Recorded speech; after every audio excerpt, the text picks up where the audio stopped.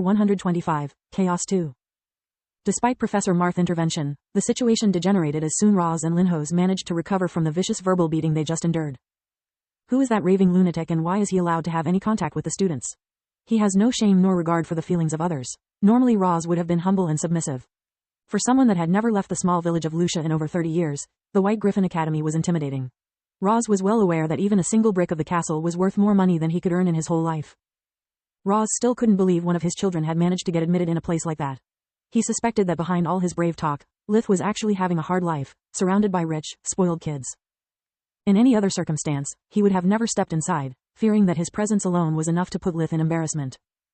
But now after his son had been severely hurt because of the incompetence of the so-called professors, not only he had been forced to listen to Linho's rants about the academy's prestige, but also had to suffer a young, handsome dandy trying to seduce his wife in front of his eyes. That was the proverbial straw that broke the camel's back. He didn't care anymore if the man in front of him was the headmaster or the king himself. Roz was determined to give him a piece of his mind. On the other hand, Linhos wanted nothing more than join him and tear Minower apart limb from limb. That man had always been a nightmare for the public relationships, either avoiding social events or making a mess the rare times he deigned to attend them.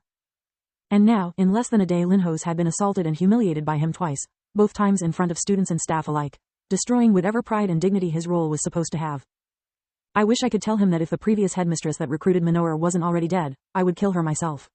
Right after throwing Minower from the academy's highest tower. But when I accepted this job, I knew there was an elephant in the room. Despite his many, many flaws, I can assure you that Professor Minower is that kind of genius that appears only once in 100 years. He is an invaluable asset for the academy and the kingdom, whom has already saved countless lives, probably even your sons. Roz wasn't satisfied by the answer, but Alina squeezed his hand tight, stopping him in his tracks. Are you in much pain, dear? She asked Lith, ruffling his hair. No, Mom. On the contrary, I feel groggy but relaxed, he replied, quite surprised to have hair again. He had yet to have an occasion to look at himself in a mirror. That's because we injected you with several potions to help you sleep and recover, Linhos explained. Marth returned, bringing along 5 members of the medical staff and Lith's missing arm. Usually for such a simple case a single professor was enough, but they wanted to show to both Lith and his parents how much they cared. The arm was completely wrapped in pure white linen gauze, not leaving even the fingertips exposed. Being detached from a living body, it couldn't be healed, so it was bound to be bloody and burned. Lith imagined that covering it was another form of courtesy towards his parents, since no healer would have blinked at the sight of it. The moment the arm was within 5 meters, 16 feet, from him, Lith felt that something odd was happening. His mana core started stirring inside of him, trying to release mana. Lith was too tired to put up a fight without a good reason, so he stopped resisting. Solus, can you describe to me what's happening? I can't activate life vision without flooding my eyes with mana. Tendrils of energy are going out of your body and connecting to the arm. It is alive? When Lith felt the itchy pain from the burns, he was so surprised to unintentionally wriggle his left hand's fingers. Luckily Marth was still walking, so the sudden movement went unnoticed. Now the mana is replacing the blood, reactivating the lingering light fusion from before it was severed. By my maker, it's healing on its own.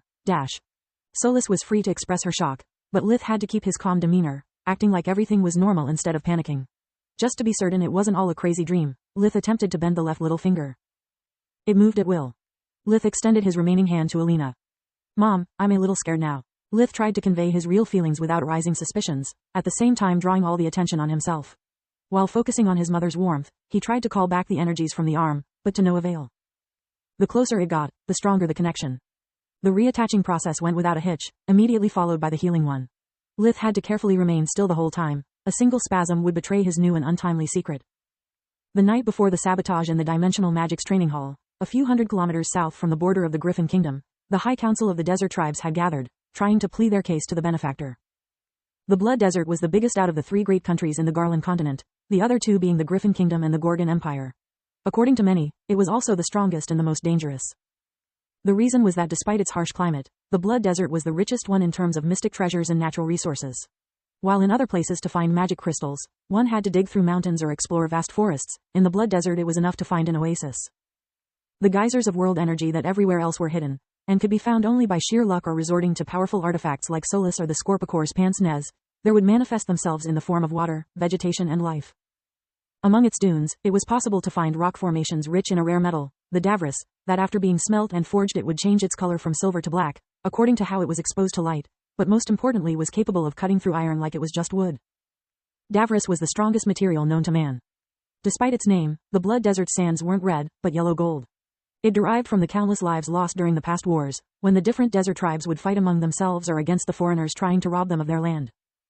War had been a constant in the desert, because no amount of monocrystals or davris could turn the weather humid, quench the thirst of humans and cattle or make the land fertile. Despite all the riches it held, food and water had always been the only currency that held any real value in the desert. In the past, the tribes would fight for the control of the oasis, either by their own will or manipulated by the people of the plains, wishing to exploit their needs to pursue the monopoly of resources. But not anymore. After the benefactor's arrival, the desert had been unified and the word competition had been replaced by the stranger-sounding cooperation.